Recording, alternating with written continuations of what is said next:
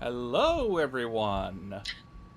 We were all Hello. looking down when it turned All of over. us looking at our technology to make sure everything's flowing correctly. Actually, I was coughing and just had the mute on. I was updating our socials. I That's have a my cough. excuse. I have a cough button. I have a cough drop. You want one? Send it through the internet, and I would love to have it. You remember when Ricola used to do the whole like Ricola? Or I guess they Yeah. still do that. He's a Ricola. I worry they'll use AI for those commercials if they do them. They better not ever. Because these are the want ones that actually work. I want it to crash, Dave. I want the AI to end. It's already starting to fall apart. That's true, but I need it to go faster. Somebody got a hold of the source code for Claude, I heard. So, you know. Well, among other things. But yes. Yeah. Let's talk about things more fun. Yeah. Oh, that's a funny looking dog there. So, by the way, can y'all hear the upset cat who is upset that I'm in my work chair? I could hear the upset cat earlier. Yeah. So I have convened you both here, and we've hinted at it in some of our recordings, which some may or may not be released yet. The wonder of asynchronous releases. Yeah, it's delightful, isn't it? Temporal but I brought you both best. here. Yeah, because today's April 1st, and as we all know, April 1st was a prank day for the longest time. Mm-hmm. And then somewhere in the 2010s, people just kind of let that go and said, we'll just post something that's like silly or an antithesis of who we are, but in a fun way or something else like that. People actually became self-aware enough to recognize that some of these pranks were not actually nice pranks. Yeah. And they didn't like it. And the world became a joke, so. ThinkGeek would post product listing for things that didn't actually exist, and then people would yell at them that, hey, if you actually made this, I'll throw money at you, and then they'd actually make them. Yeah. Or people would call into places and say, your place is flooded with dihydrogen monoxide. Oh, I no. love dihydrogen monoxide. What are you gonna do? That's how I get high. Yeah. I get high off that shit. 2 H's worth of high. Yeah. So then later on, even that's kind of quieted down to the point where, and this is, I noticed it today. Mm-hmm.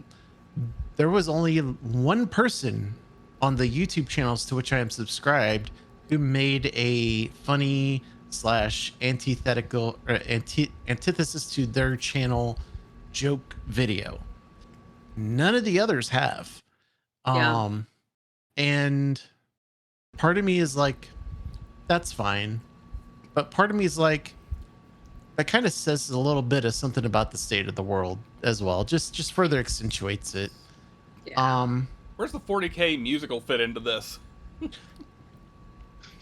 Yeah. And then there's the 40K musical that you shared with us earlier, which if y'all haven't seen it and you're kind of fans of Warhammer 40K or you're curious about it, go look it up on the YouTubes. It's official, as in Games Workshop made it and uploaded it. It's not official in that it's actually happening. Yet, at least. But we'll see. But the stuff that they turns out. gathered and convened for that is pretty fantastic. It's amazing what you can do with a bunch of cosplayers and a black box theater and a camera. Yeah, it is. So I have been looking forward to this for a while. I have brought you both here to, in a sense, read a book. Now, before I get to the book, I want to talk about the author a little bit. Heather McElhatton, and that's how her name is pronounced. She says it rhymes with tackle Latin. I'm presuming is, because I haven't seen anything that says she's dead. And I'll get to that. Is a lady who has done journalism, has produced for a company called, let me see if I can find it, Public Radio International, which since 2019 has been defunct. So that no longer exists. I remember them, though. I remember hearing about them. And if you go to her official website, Heather McElhatton, it doesn't exist. When you go and look at it, you see a bunch of dumb bullshit that's either for sale or something like that. If you go to the MPR, Minnesota Public Radio website, which is where she was at, you can like find her information on the Wayback Machine. She has also written some books, and we're going to talk about some of those books. I believe the last book that she made was a sequel to the book that we'll be going over, that came out in 2010. The book that we'll be going over came out in 2007. She's only written 4 books. She's done short stories before, but looking through, I haven't found any of her short stories.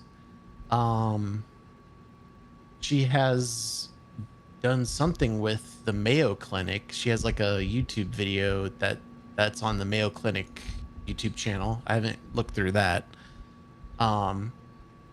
And she has a pug, a fawn pug named Walter. Oh, that's the perfect name for a pug. He was in an accident, and he had to get a fake foot. But little buddy is adorable and apparently has been able to walk. He was hit by a car in 2009. The post that mentions that he was walking, because he has a blog spot, was also the last post on that blog spot in 2014, where it says he's walking. And there's little adorable pictures of the little guy that you can see if you bother to look it up. It's not too hard to find. It's in one of the first 2 pages of Google. All this to say that Heather, as far as any internet interaction, no longer exists. It doesn't mean that she's died. I don't think she's died. She's not on the HarperCollins website anymore. She used to have a page on there. She no longer does. I think that she's basically become a private citizen and is just kind of done with everything. Which, if that's true, good for her. There's nothing wrong with that at all. But now we're going to get to it. So, the book that I want to share with y'all was made in 2007. It is called Pretty Little Mistakes. Pretty Little Mistakes. Right? Okay. Now, this is made in 2007, and you see the cover. It's got all these feet, all these legs walking around it, I right? just realized that's what that is. And if you look, you see there's a little hole in the middle, and it opens up to this, which probably looks awful on stream. I don't know. But it's got a lot of colors. It's very colorful. And the uniqueness of this, because I found this in a used bookstore, is just how vividly colorful it is, and just how it sticks out, and it makes you curious. At least it makes me curious, right? And her sequel, Million Little Mistakes, which that book is about. You win $22 million.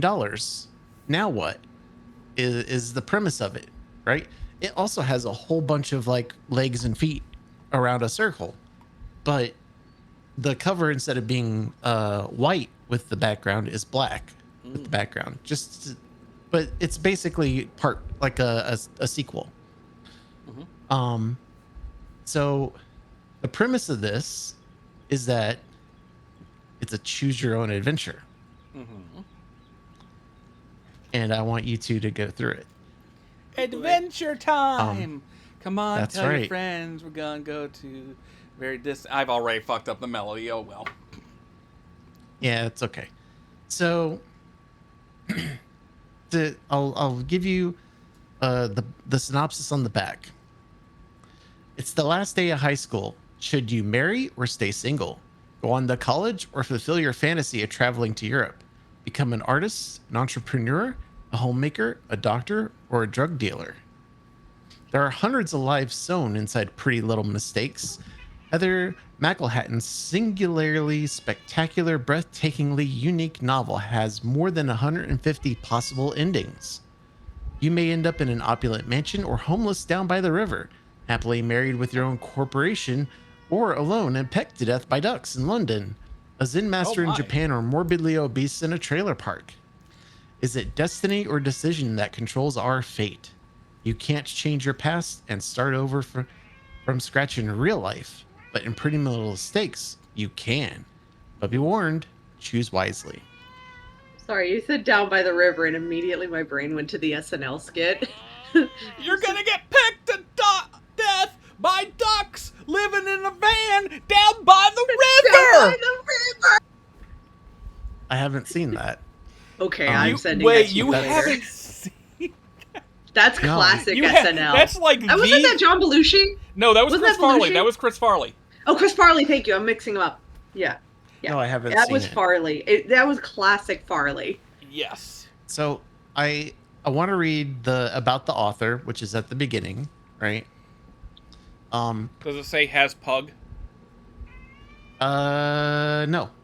They are leaving out the most important part of this story. I was gonna say that is the most essential detail. But Heather McElhatton is an independent producer for Minnesota Public Radio and Public Radio International. Her commentaries and stories are heard regularly nationwide on This American Life, which she has done a sketch for, Marketplace, Weekend America, Sound Money, and The Savvy Traveler. She also hosts her own live radio show called Stage Sessions, and will appear with Ira Glass on the television version of the show, This American Life, premiering this fall on Showtime. What a sign of the times, huh? Right? Oh man. Now, instead of being called a choose your own adventure book, it's called a do-over novel. It's the same thing, but so I'm gonna continue to delay it. It's leaning into what it's leaning. I was gonna say it's calling it a do-over novel is leaning into the fact that we're all gonna do it again and again. Yeah. So I want to start with you guys by asking you, what has your experience with choose your own adventures been so far? Last time I did one was, I actually do remember vaguely the last time I did one, and this is how long ago it was. It was in the thick of the Animorphs era, as in K.A. Applegate had not finished the series yet, and I was reading it, and it was the choose your own adventure she did where you're like the temporary, they give somebody else the morphing powers, so you join the team.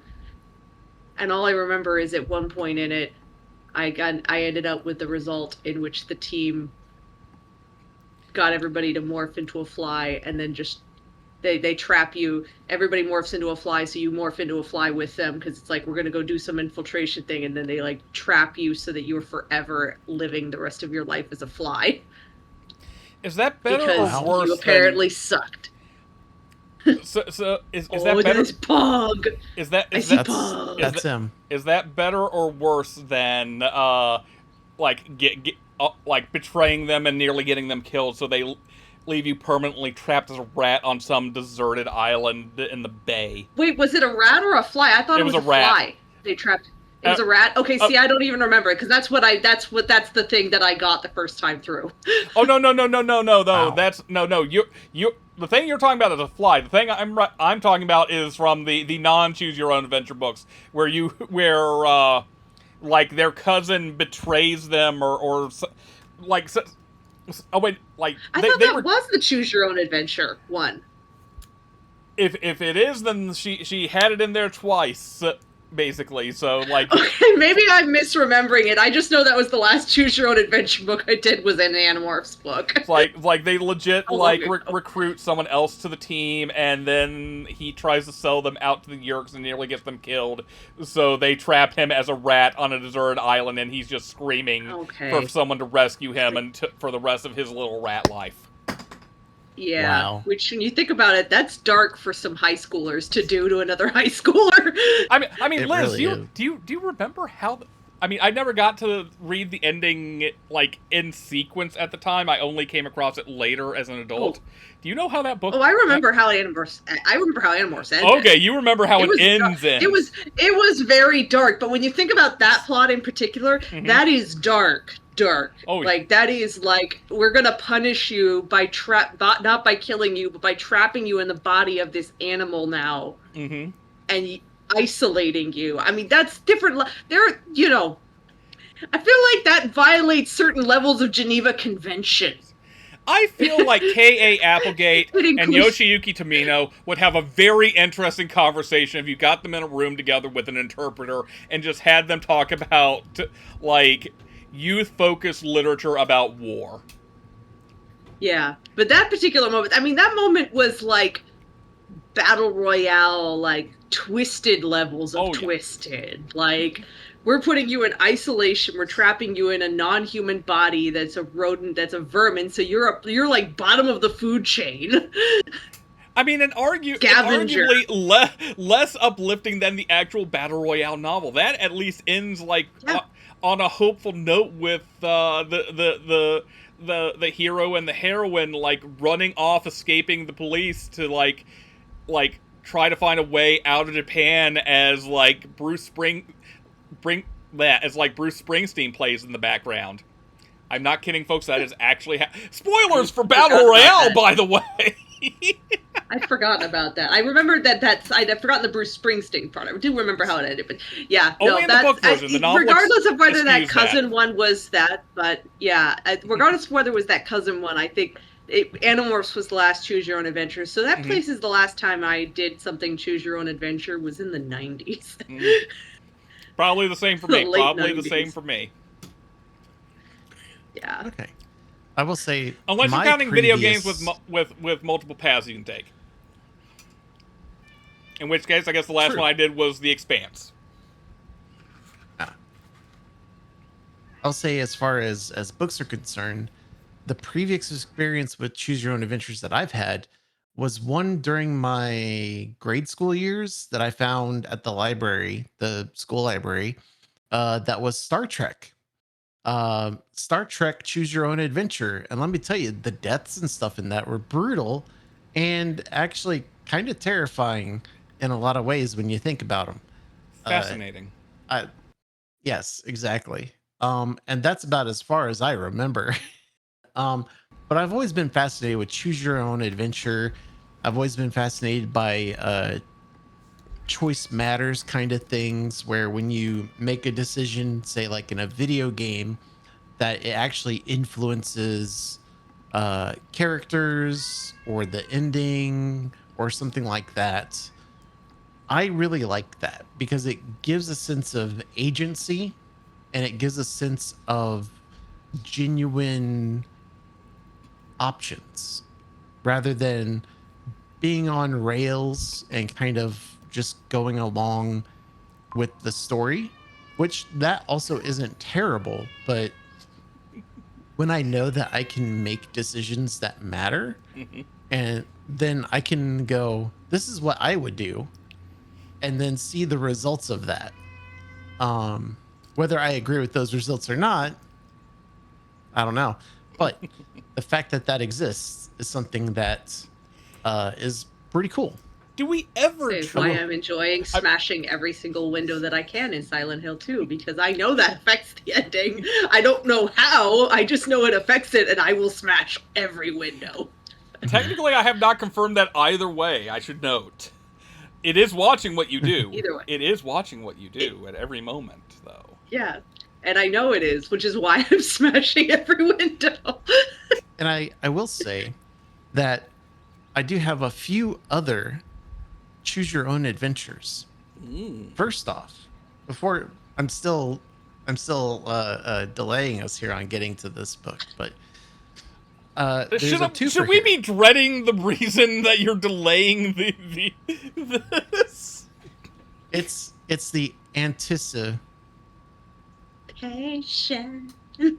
So Highway to Hell is the first one that I found by this guy named Max Bralier, I believe. Max Bralier. And then he recently came out with another one called "Can You Survive the Zombie Apocalypse?" That's a very useful question to ask. Do I get infinite ammo? If so, it's still debatable. Now, the funny thing about this guy, because I looked him up too, he's a children's writer. Most of his catalog is children's books. And he's written for things like Lego, Adventure Time, Regular Show, as in novels. Oh. He's well known in that place. Like, he's written upwards of like 30-something children's books. And if you look at his website, all his children's books are there, but those aren't. But that's him. A little bit of probably for the sake of branding and not getting things confused, keeping them separate, which makes sense when you're writing, when your primary noted role is as a children's writer. You don't want people coming in looking for children's writing to accidentally get mixed up in non-children's writing and be upset because they thought it was, well, it's from a children's writer, it's going to be children's writing. Stephen King writing under Richard A. Bachman because he wanted to do some darker shit, sort of deal. Yeah. But I would say that, but more extreme, because both are. He already wrote some pretty dark shit, anyways. And then there's something on Steam that a friend of mine who goes by the name Cow gifted me a long time ago, and it's called Fighting Fantasy Classics, and it's still being updated. They put out one in December of last year. But it's a series of choose your own adventures that you can run through. Okay. And it's done in a style of fantasy classic choose your own adventures. Which I also think is pretty neat and something that I've got a little pin in if y'all enjoy this. So that said, the way this is going to work is, so the first choice. Am I going to need this bag of D20s that I stole from a kid down the street? I don't want you to roll at random. No. That's the easy way. No. I like that's the part of that statement that you care about. The way that this is going to work is, so the first page is the initial setup. I want you to figure out who's going to choose what path. And then I'm going to choose one of you. And we're going to go through a few iterations of that path. Okay. If you find one path that you go down that you decide, I like this one, I'm good with this one, then we'll switch to the other person. If you find a few different paths and you're like, damn, this is rough. Because I will say, some of the content in this is rough. It's a little rough. So, content warning. I I don't know how to explain the content. Again, I haven't looked through all of them, so I only know a few paths.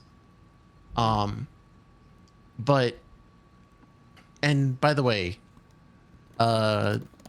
if there is some content where you're like, hold up, we should probably establish a safe word deposit. Not to say that this is like triple X rated hardcore BDSM erotica. Oh, no. It's No. I get what you're the premise is post high school, like entering adulthood. I've never, and I'm not going to say I have not watched the series Euphoria, but I think that's like the age group area, like that big. Life area that Euphoria deals with. That is very big. Okay. Deals with very much. So I would say, it does not hurt. So if you want to come up with one, handling all of our in-stream window things, by the way, haphazardly, but still. Yeah, whatever. And I also want to institute a safe word just for the sake of safety between us, because this should be fun and it shouldn't be something that is like harrowing or like sucks or anything like that. Is that fair?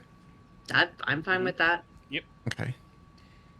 All right. So whatever your word is, think of it and then go ahead and say it, so that way I know. Make it very easy. Pickle. Okay. Got pickle. Linear algebra. Okay, perfect. All right. It's not going to be something that I say at random, so I think it'll work. So. Yeah, I think so too. Okay, so I'm going to read the initial thing, and then I'm going to give you guys a choice. You can debate which choice goes to whom, and then we'll go from there. Okay. All right. Can Miles? And by the way, everybody, if Miles is sentient enough to do so, yes. Miles, do you understand the concept of choice? Do you give a fuck about the concept of choice? He probably gives about as many fucks as Seamus is giving right now, which is, well, I'm getting a splooty butt. Yeah. Potato is doing splooty butt. Oh. So, for everybody out there who listens to this, if you can find this, pick it up. Especially if you like it. I don't want to just like say that we're going to read the entirety of the thing back to back for free or anything like that and take essentially money out of the author's mouth, wherever she may be. So if you like what you hear and all that stuff, please, by all means, like, purchase her work. All right. I'll put food on people's tables. Exactly. Put food on families' tables. Now, without further ado, let's begin. Laughter and fistfights.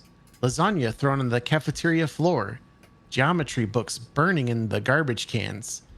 Sidra Stanislaw finally losing her virginity up against the dumpsters behind the Memorial Auditorium. All the janitors are getting high. The teacher's lounge is choked with stifled arguments, and the vending machines are empty. It's the last day of high school. You're graduating, rushing headlong into the unknown rest of your life. Your friends are drifting off in every direction. Some are going to college, some are going to work, and some are going to their parents' basements to smoke pot and watch reality TV. As you see it, there are two options. Go to college and get ahead, or take some time off and go traveling. If you get a degree, you might have a decent income, but if you go traveling, you might have an excellent adventure. Both have merits, both have drawbacks. Neither's permanent, and this makes the decision harder. Take into account that your boyfriend has already decided to go to college, and he wants you to come with him. You've been together ever since he annihilated your virginity in an abandoned Christmas tree shack by the highway. He's handsome, and he loves you. The two of you have really great sex. He's big. Big. You see college as the responsible choice and travel as the fun choice. But then again, college can be fun and traveling can be disastrous. The choice is yours. Your grandparents have given you a small chunk of money for graduation. just enough to get you going whichever direction you choose. College or travel? The floor is yours. Okay, Can I ask an exegenic question? Exegenic question? What is the copyright date on this book? 2007. Liz, we got to choose Europe. We got to choose Europe. I was gonna say I already knew travel. Yeah. We're going travel. I was made to say also hilarious that this is aligning because what's it supposed to be? Is that mean this game is this story is presumably taking place you graduated in 07 because the cause of right here. And the gate got all of that, Liz. Yep. Just hello Discord for cutting off all of my audio. Actually, hold on a second. Let me. Oh wait, no, that's right. It'll be on your end, so that's something that I can't fuck around with. So sorry, Discord doesn't like me being crazy. So you both want travel. I'm not gonna lie here, Liz. I think part of my secret hope is that I get us involved in a kumite. I just want insanity. Okay, so I think we can do that while busting some heads in illegal island martial arts.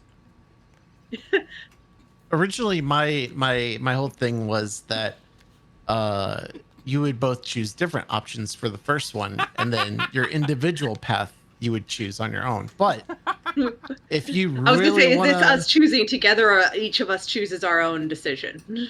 I was thinking initially one of you would choose college and one of you would choose travel. Neither of us wants to be responsible.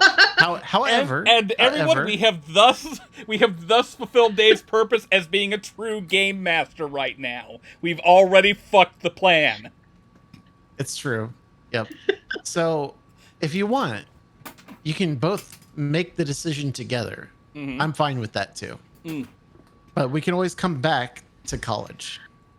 I'm still going to travel to Europe. I'm still going to travel to Europe. I still want to travel. Was it travel to Europe or just travel? It says travel. Okay. It doesn't say where. Okay, travel. At some point we may deviate Ian. At that point we can. Oh yeah, definitely. Okay. So we're gonna go to page 5. Such a big page turner. Right. While standing in his parents' kitchen, you tell your boyfriend you're leaving.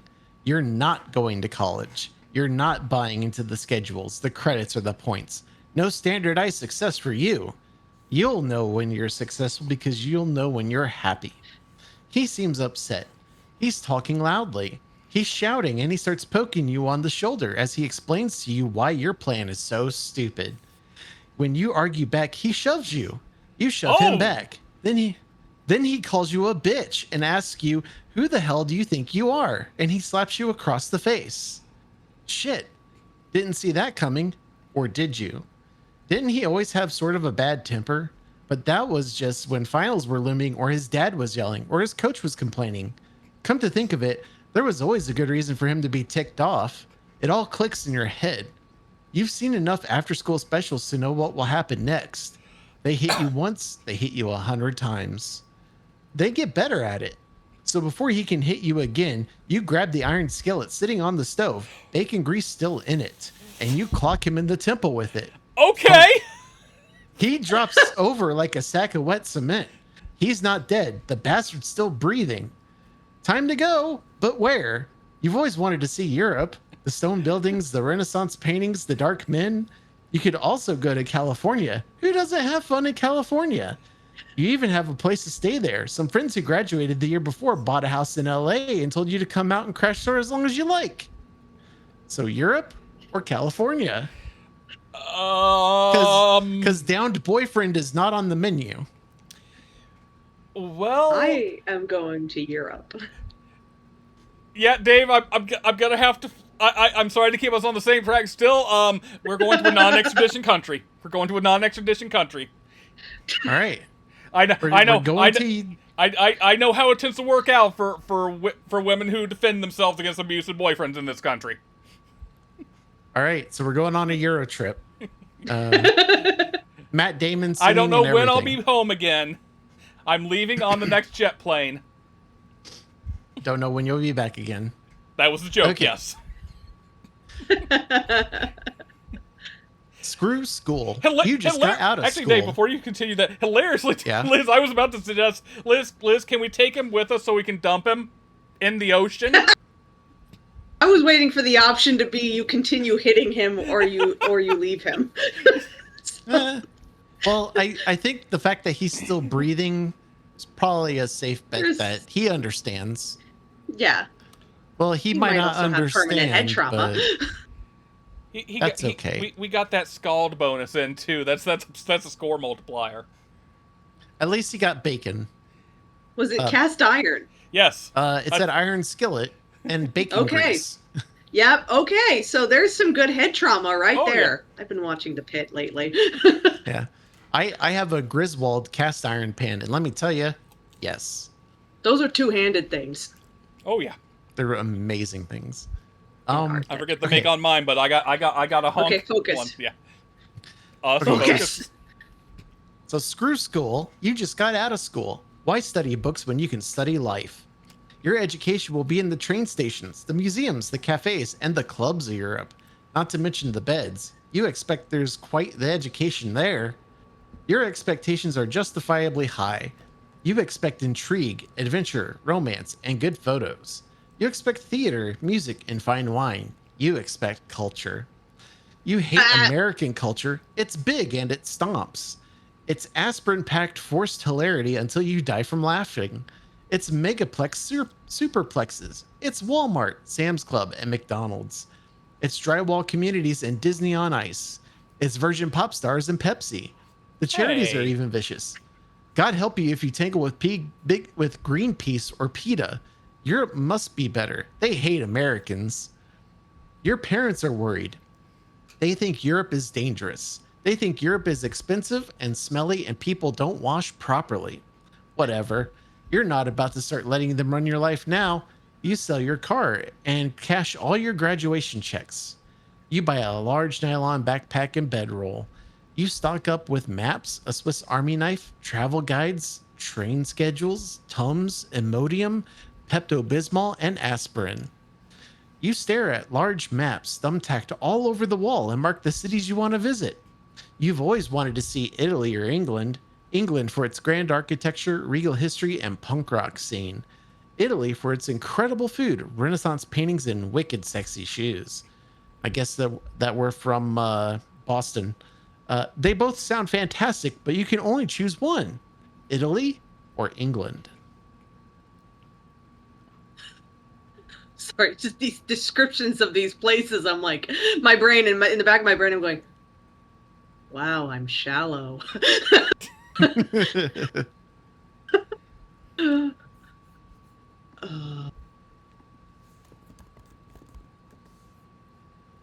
So the choices are Italy or England.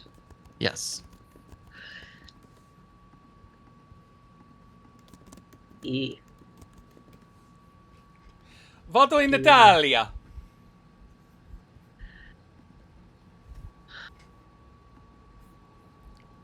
I'll go with England. Oh, we got a split? We got a split. We got a split. Okay. The timeline has diverged. Who would like to go first? I'm gonna fist fight the Pope. All right. I want to hear I want to hear what's going on there, because that is some. E, you are going in with some goals here. Let me find a bookmark real. Yes, good. That way I don't lose that spot. Okay. So Italy. Okay. This one's a bit of a long one. 8 hours of flying and you're exhausted. You're sticky and cramped and itching in places you'd rather not scratch. You're herded off the plane and into this baffling cacophony of Rome, where you immediately suspect you've made a large mistake. You feel homesick and ugly. At the money exchange, a woman screams at you in Italian. In the bathroom, there are rape crisis hotline numbers on the walls, and you can't figure out how to flush the toilet. Safe to say, you in Italy aren't clicking just yet. It's hard to believe the Romans ever produced amazing feats of architecture and marble masterpieces in this chaotic, argumentative mess. Every language is spoken. Each street sign is printed in 5 languages. Crowds of well-fed tourists swarm the streets with maps and digital cameras. They fill gift shops, surround market stalls, and swarm like bargain-hunting locusts. You can tell them apart from the Italians easily. The Italians are slender and well-dressed. They wear dark colors, Armani, Prada. They pay no attention to the tourists. They only smile at other Italians, only acknowledge other Italians, and only speak to other Italians. You end up getting drunk at a small cafe outside the Colosseum and meeting 2 Australian girls, red-faced drinkers with matching sunburned grins who teach you drinking games like Never, Wuss, Douchebag, and 21 Aces. Afterwards, you all stagger to their hotel room in a syrupy ouzo haze and fall asleep in a pile on the bed. You wake up in the middle of the night and find yourself partially involved in a half-hearted orgy. The girls sort of pawing you and each other, some sloppy kisses, and then you fall asleep again. In the morning, you feel awful. You have a boozy hangover headache, and you creep out of the hotel at dawn before the others are awake. You keep your sunglasses on. Sticky shame gums you up, and there's no way to rinse it. Time to move on to another city. Rome has had you and spit you out. You buy a ticket to Florence, where you hope to stay a while and set up camp. You're already tired of lugging your pack around and having damp laundry. Once you're in Florence, you find an American college on Via Ginori that needs an English-speaking receptionist to answer phones. Perfect. You take the job. It's here, working at the school, that you meet a young Florentine named Filippo, who has long, glossy brown hair and liquid brown eyes. Bello. He's an unemployed artist, a Bohemian Rhapsody with 6-pack abs. He brings you to a small apartment across the river, where you make love on his bed, in the kitchen, and the shower on the floor. He becomes your boyfriend, your ragazzo. You move in with him. At first, it's something out of a romantic Italian film, but soon Filippo starts to annoy you. He's cheap. He never pays for anything, always manages to get you to pay for things. And in the end, you're even paying his rent and utilities. You buy all the food. He seems to think his job is to look pretty and wait for dinner to be ready. As summer drains into fall and spans out to winter, the relationship gets really boring and expensive. Filippo is gorgeous and he loves you, but after a while you wish he'd just once take you out to dinner. Then one day, a man with an opal pinky ring winks at you. He's well dressed, maybe 60. He smiles. His name is Dr. Sandro Condrevea, and he asks if he could take you out to dinner. One of the best, most expensive dinners in Florence, he promises. He doesn't have 6-pack abs, but he probably pulls in 6 figures. 6 really sexy figures. If you go out with Sandro, or if you decline Sandro, those are your options.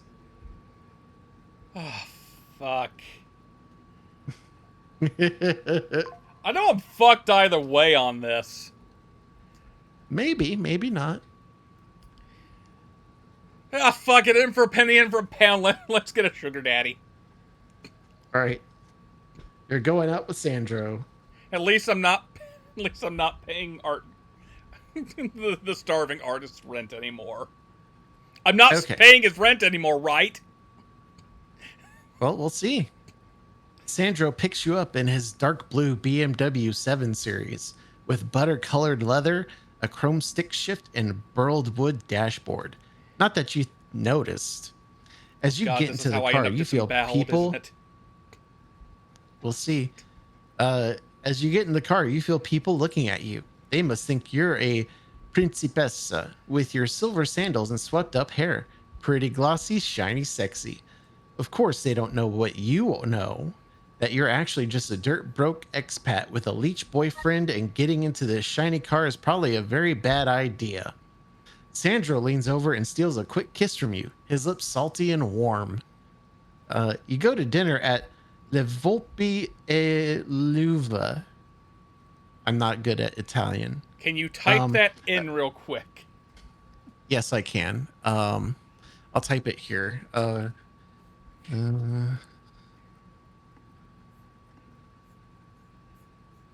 May or may not be doodling some of the things said while there we're going. Okay, I sent it. Okay, I'm trying to figure out where the chat is for this. I put it up in the private message. Oh, okay, that works too. That works too. It's quick.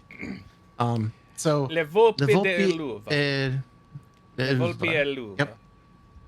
A trendy low-lit wine bar on Piazza dei Rossi, which is owned by an old Catholic virgin spinster who only hires gorgeous male waiters. At dinner, charred shrimp with squid ink fettuccine, Sandro says, "You charm him." The air moves around you, he says, and picks up your hand, kissing the pads of your fingertips. You feel like a real live princess. This is the city for beautiful things, he says, for passionate things. We keep you for a while. You belong here. And here in this beautiful place, you do feel like you belong. The delicate food, the candlelight, it all seems easy and familiar and good. All through dinner, however, your mind reflexively thinks of Filippo. Will he wander past the restaurant and see you with this other man? Will he somehow know you were here? Sandro distracts you from your worries and tells you all about his import-export business and his 4 grown children, who are an orthopedic surgeon, a college physics professor, an architect specializing in reconstructing historical landmarks, and a drug user. Massimo, he sighs and checks his gold watch. Every family needs a black sheep. Bah, you bleat. After dinner, You're the soul of wit. Yes. After dinner, you drive around the city, the orange-lit storefronts blurring past, the full moon overhead. As you're crossing the Arno, the slow Florentine river that drifts south, Sandro rests his hand lightly on your thigh. You do not move it. It feels good, as if Sandro has put his hand on your thigh many times before, as if you knew this drive by heart. You ask to be dropped back off at school, hoping he won't ask to go to your apartment, where Filippo is undoubtedly watching soccer in his underpants. And then it dawns on you. Sandro doesn't care if you have a boyfriend. Sandro probably has a wife. He doesn't wear a wedding band, but in Italy, that means nothing. How stupid. You should have known. Of course he's married.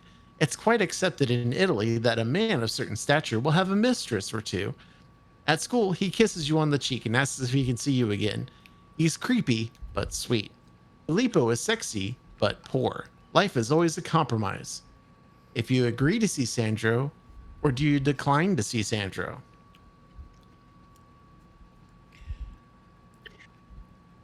I just keep seeing disembowelment at the end of both of these. Fuck.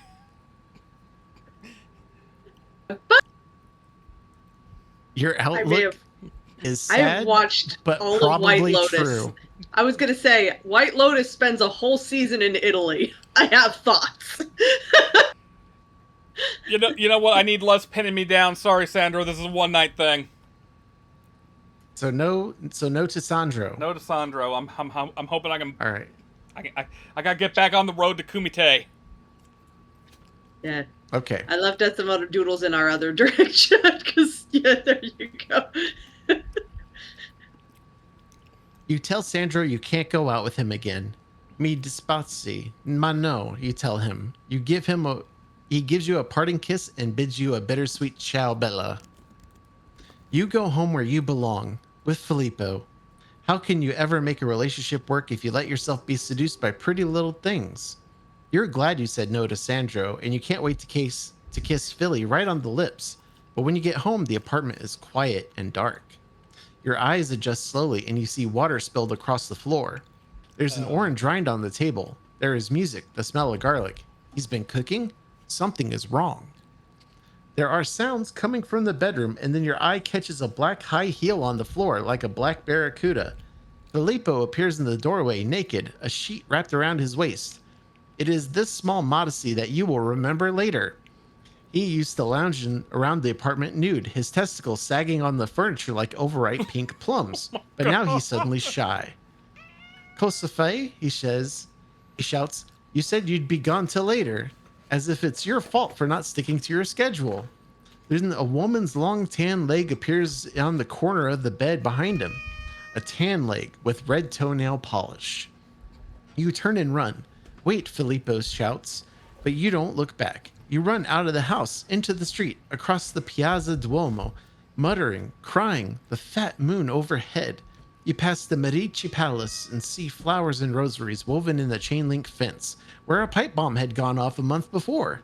A museum guard was killed, but several oil paintings were also lost, and most of the notes and cards are addressed to them. You take one, rip it right out of the metal ink, and shove it deep in your pocket. The hard edges rub down to soft rabbit ears. Madonna Mia, it says, TMO. You deserve a love letter right now, even if it isn't addressed to you. You walk back to school and use your key to let yourself into the building and lie down on a couch in the lobby. You can see a piece of the moon coming through the window overhead, and you try to make yourself cry, but the tears won't come. Only a twisting, creeping anger. Thorny. You sit up. Beside the front desk is a clear plexiglass box that keep donations in. Not much. How much? You check the box, and the lid pops off easily. There's more than you thought there'd be. Enough to go. Enough to go. Go where? Somewhere warm and far away. Somewhere romantic. Sicily or Santorini. You've always wanted to go, and god damn it, if life is gonna suck, you might as well do what you want. And there is the moment. The split second where you must make a decision that can forever alter your life. Do you go right or do you go left? Will both roads lead to the same destination? Most certainly not. And how will you choose? No one knows. Who can know the mathematical equation of choice or the intricate configuration of the one who is choosing? Perhaps only God can know why a willow branch grows one way and not the other. Why some fish deep diver into the fathoms and others toward the light. You scoop up all that cash and run, breathless, for the train station. So, Santorini or Sicily? Give me one small second. Okay. I just need to look at a map. Give you dumb art while we go. I love the art. Oh, you love that. I give you earlier dumb art. Fight the Pope! And 6 sexy Fuck it, I'm figures. going Santorini. That puts me near Greece. That puts me near Greece, which is a little further east, which gets me closer to the Kumite. Okay. Okay. Listen, I'm fighting something. I've already decked out my boy. Oh crap! I will say, by the way, actually, wait. Can y'all still hear me? Yes. Yes. Oh, okay. So it's not actually. If you look at this, you can see that it says from sections blank and blank, and there's a big number up here to indicate the section. Oh, nice. So if you ever want to make a different decision, you can go back to that section. Oh, okay. That is smart. My sweetheart, please go lay Santorini is the southernmost island of the Greek chain. The road is not easy. The trains are unreliable. The ferries are ancient, and the tiny planes are expensive. You begin the journey on an all-night train down the coast of Italy to the port of Brindisi, where you must then board a ferry to Athens. Tips for navigating the Brindisi port: avoid eye contact with anyone. Keep backpack strapped to your body at all times. Smear off makeup, mess up hair. Make yourself as unappealing as possible. Once on the boat, you find the sagging freighter is drearily festooned with crepe streamers and bleeding paper flowers. Your eyes dodge all manifestations of forced gaiety and instead chronicle decay. The rust that nibbles at every straining joist, the mystery stains that bloom on the hallway carpeting, and the portal painted on the bathroom wall to which some juvenile passenger has added several shark fins and a desperate stick figure throwing himself into the sea. Tips for the boat: try not to get seasick. Try not to drink any water from the tap. Try not to talk to strangers. Try to look married. Try to get some sleep. Do not use the toilets. Try not to get bitten by one of the many spiders, insects, and unknown flying things that live on the boat. One guy got bitten on the testicle by some spider and his balls blew up to the size of pink grapefruits. You eventually reach Athens, and there's only one rule about Athens: get out of Athens. Pay a taxi to speed you from the scary seaport to the scary airport, where you can at least buy an Aegean Airlines ticket to anywhere else. That's if you survive the plane ride. It's nothing short of a death-defying acrobatic display challenging all limits of gravity. Are the pilots drinking ouzo?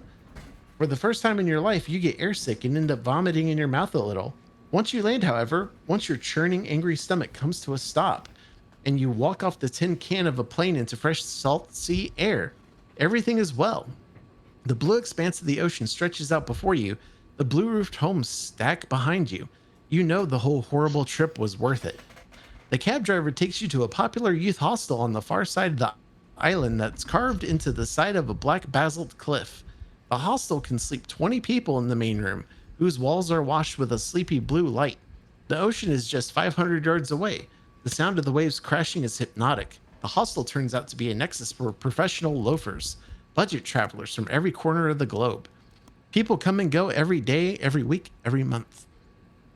You wander. You explore the busy port of Fira with its winding, narrow roads, boisterous restaurants, booming bar scenes, and glittering jewelry shops. You visit the small village of Imirovigli, which I pronounced horribly, but it's okay, with the expensive homes and well-fed children. You follow the path that leads to the lonely Akrotiri lighthouse and sweeping views of the sea. You bake in the black sand of Perivolos beach with its thatched straw umbrellas and smiling tan men. You eat. You eat thick, creamy yogurt drizzled with honey, flaky baklava, and rich Kalamata olives. You eat whitefish pulled straight from the sea. I do too. You eat roasted lamb and garlic. There's a lemon sauce called avgolimono. Oh fuck, a rich I love custard avgolimono. eggplant dish named musalka. Cloves, ginger, and pepper, mint, basil, and dill. The food in Greece is the best you've ever had. It's all white heaven on blue earth until one morning you wake up late, stretch, and wonder what to wear for another day in paradise, only to find your backpack ransacked and your money pouch gone. Ew. You spend an hour overturning your mattress, checking and rechecking with increasing hysteria. You rip off your sheets, your pillows, your shoes. It's gone. All your money, your traveler's checks, your cash, everything is gone. The owner of the youth hostel, a barrel of a man named McGregor, who's bald and has a thick rusty red beard, tries to help you. He calls the local police, who are largely uninterested once they figure out you're not going to sleep with them. I don't think we should. That money being gone is fine, I think. I don't think we need to account for where that money went or maybe came from. He calls the local police, who are largely uninterested once they figure out you're not going to sleep with them, and they don't even write your name down. McGregor makes you a strong mojito on the house. Yeah. You sit at the little bar that overlooks the sea. What are you going to do? You've got no money and no way to get home. You call the American embassy in Athens and wait for 3 hours on the phone while the perplexing punishment of shrill Greek music blasts in your ear. You're transferred 6 times and talk to the same person twice before they determine that they can help you, sort of. The American embassy can issue a temporary passport, get you an airplane ticket home, and give you $50 in spending money, all of which will be needed to pay back upon stateside arrival. You have 1 week to fill out a citizen in distress application. After that, the office closes for the summer. Only in Greece would an embassy close for the summer. McGregor smiles. Is he smiling or leering? Hard to say. He has brushed up against you twice, and you're not sure if that bulge in his linen shorts is a flaccid bulge or a not flaccid bulge. More than one way to skin a cat, love, he says. I could use some help around here. He sweeps his chubby arm across the room as if it were the easiest thing in the world. Stay here and work in the hostel. I'll give you a room and board and a bit of pay. You can't tell if he's sweet or creepy. He seems to be grinning so hard his face is turning red. What to do? If you don't go to the embassy now, you'll be stuck here. And you'd have to work for quite a while before you can buy a ticket home. But if you go to the embassy, your trip is over. Be safe or be sorry. Everything is wonky and weird. Foreign. You're dizzy, tired. The ocean seems overwhelmingly loud. So, job at hostel or embassy and ticket? Yeah, fuck it, I'm working at the hostel. Oh, bold. Okay. We're getting to that kumite.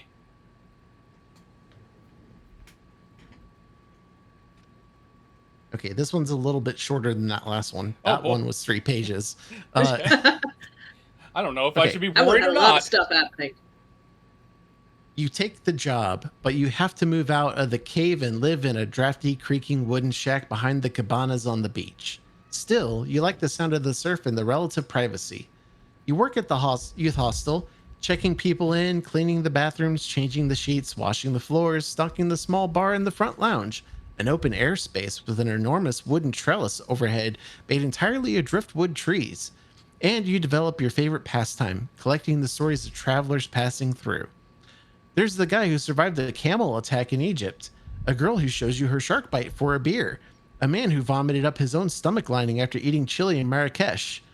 You write down these stories in a big black book of moleskin one that you bought in Fira. Some of the stories are just musings, some are more in depth. A season passes, then another. The travelers come and go like the tide. Heavy in the summer, thin in the winter. The stories add up, and so do your savings, as there's little for you to spend your money on except journals and pencils and the odd disposable camera, which you use to take pictures of the people you write about. McGregor lets you manage the bar.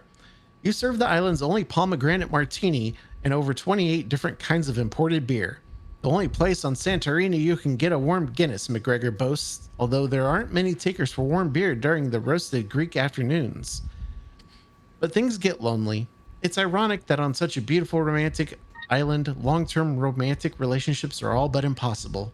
The native Greek men won't have anything to do with Americans, and the migrant workforce that invades the island during the summer can provide you with exactly 3 months of company before they have to go home. The small and freakishly unacceptable population of foreigners who live on Santorini year-round hold absolutely no interest. Still, you have your journal and your writing is getting better. One day, a small woman with piercing blue eyes sits down at your bar. She asks you what you're writing. Well, you have to think about that. What are you writing? You tell her about your chronicles, about the people who've come and gone, the bits of colors you've managed to pick up and keep in the folds of your book, the names, the places, the calamities, and the awe. The hilarious. The guy who threw up in his own backpack and on a crowded train in Japan so he wouldn't offend anyone. The teenager who had uncontrollable diarrhea during Mass at the Vatican. You tell her the amazing stories, the man who walked 15 miles through the backlands of Tibet to get a wounded snow partridge proper medical treatment. The girl who took the homeless woman on the beach and bought her a house. People who, for no reason, stopped their lives, stopped what they were doing, and helped someone else. This woman at the bar, with her blue eyes, listens and listens as you go on and on. She switches from martinis to Diet Cokes, and as the sun is setting and the regulars start to come in, she says, "Let me see the journal." She sticks out her hand. "I want to keep it overnight. I'm staying up at the hill, at the Terras Cabanas. I'll bring it back in the morning." You give her the journal.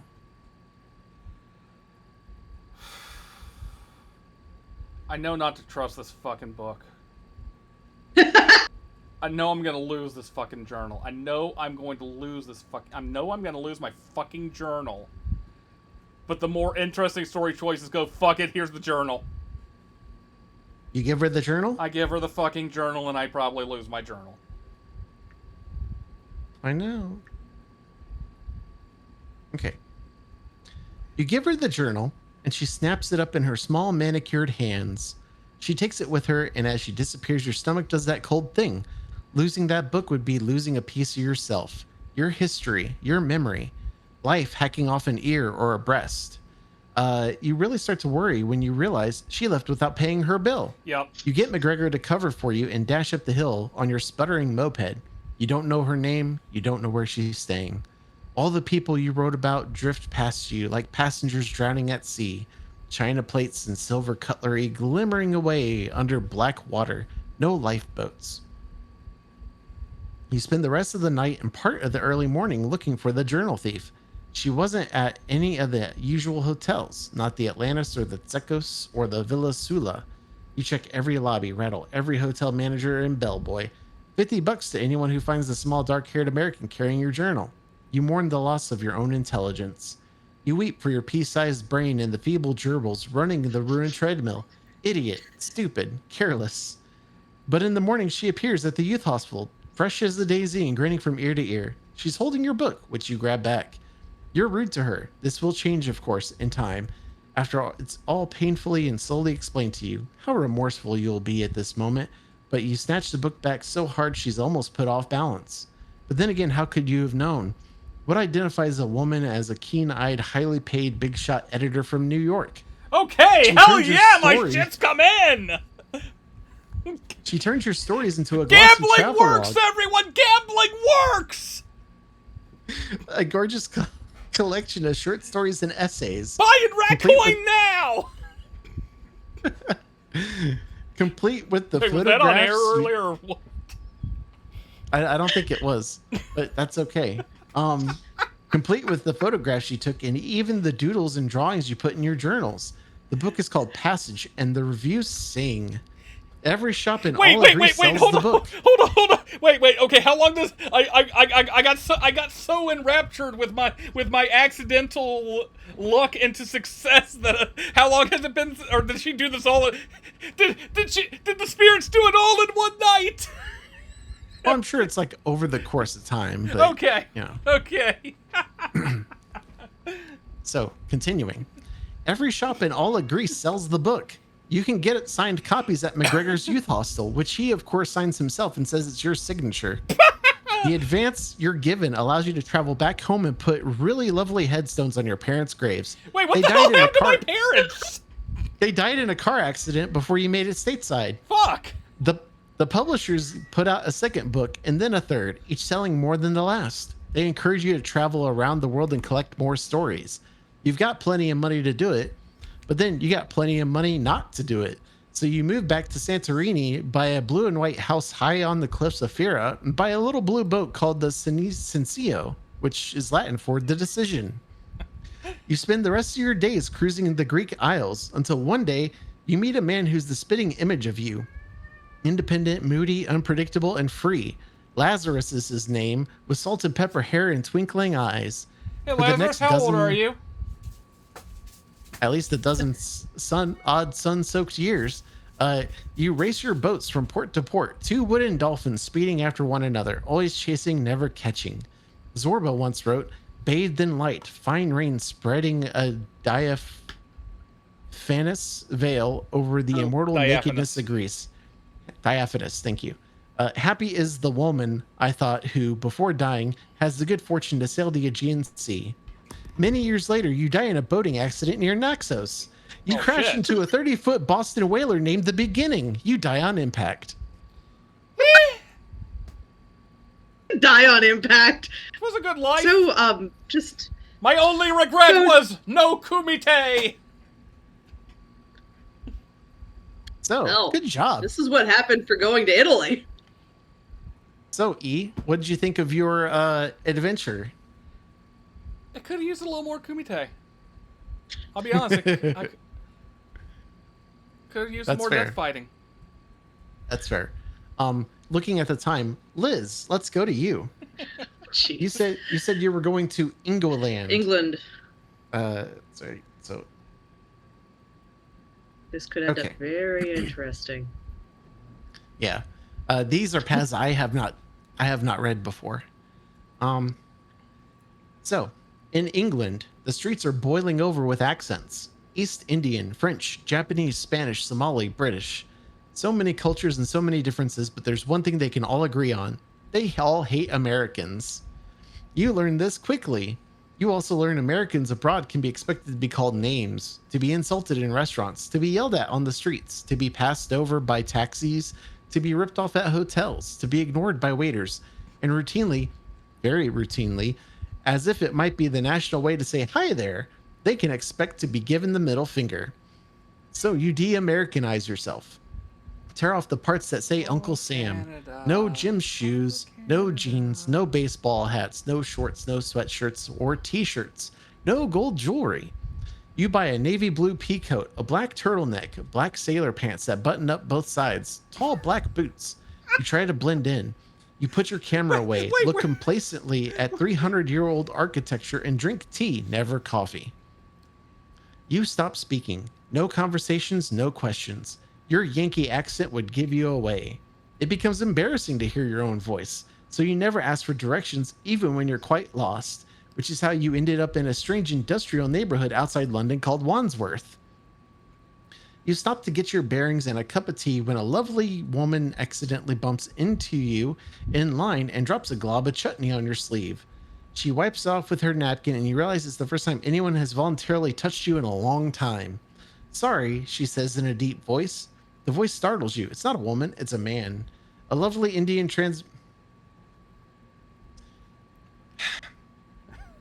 I don't know how to... Do you need to type it? for confirmation before you read it out?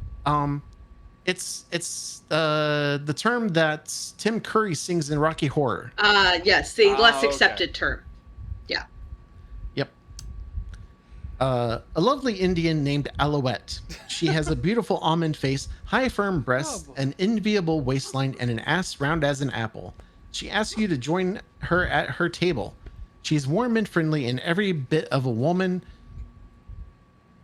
Very anachronistic words, choices. Belated happy Trans Day visibility, everyone. I guess I'm gonna say it.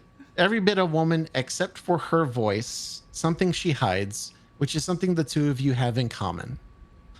She takes you to her apartment where she removes her wig and shakes out her long black hair.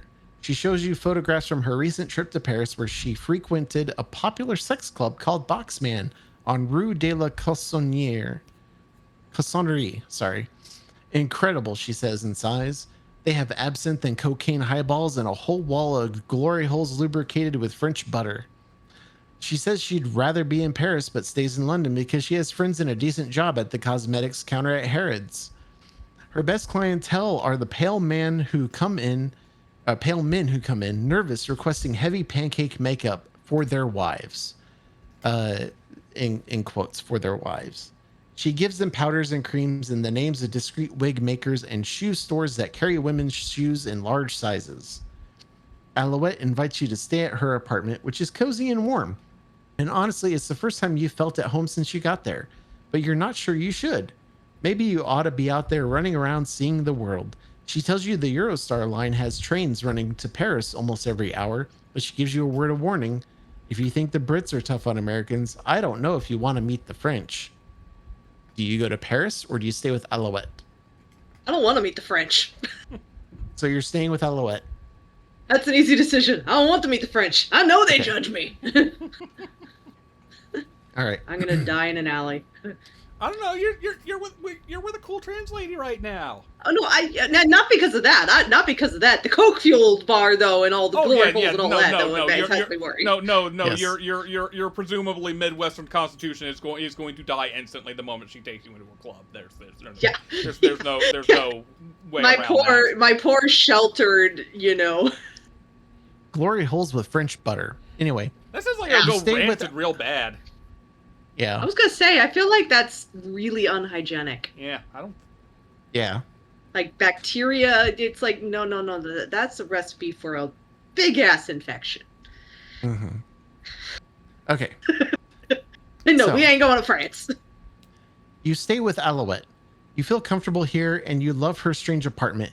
It's like a Romani's medium's house, smothered in silk pillows, oriental throws, faded tapestries, brocade furniture, tea-stained walls, broken antiques, tarnished candelabras, and the heavy curtains that keep out the light. There's an empty fireplace in which no fire has ever burned, sealed by the landlord for safety. It's now illuminated by tiny white fairy lights, buried inside a basket of dried spider web laced yellow roses. The apartment has the look of a ruined opera, of a valiant attempt at something that didn't quite happen. Later that night, as you're walking past the bathroom, you catch a glimpse of Alouette standing at the sink. It's a snapshot.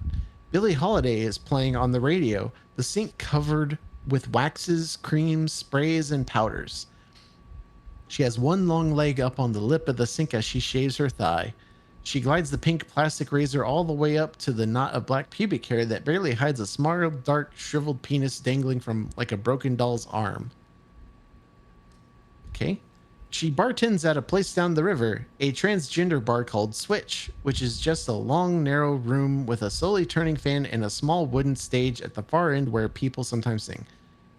I want to pause at this point to just indicate that I have not gone down this path at all in this book. So this is going to get real interesting. I went the college route when I test read this. And this is why we'll need to double check all of the books from now on. Yes.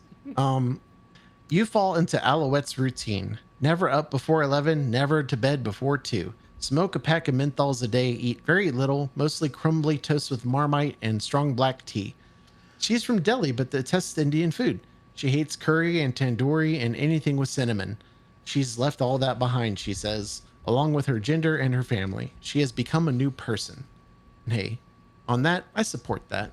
Yeah. Then her. one day, while she's out and you're washing dishes at the sink, yes, when the doorbell rings, there stands a short, plump Indian woman with a red bindi on her forehead. She has green eyes and wears a shiny moss-colored agate on a gold chain. Mom.